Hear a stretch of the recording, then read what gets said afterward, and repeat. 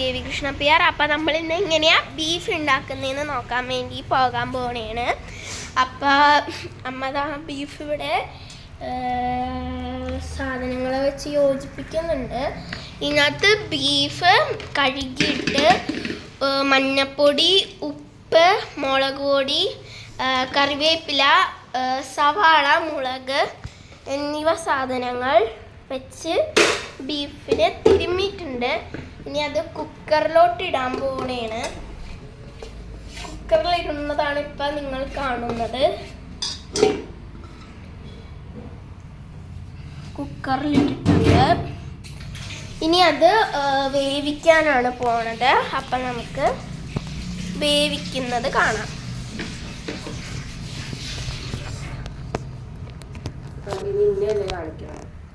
അപ്പോൾ നമുക്ക് അമ്മ അടുപ്പ് കത്തിക്കാൻ പോകുകയാണ്.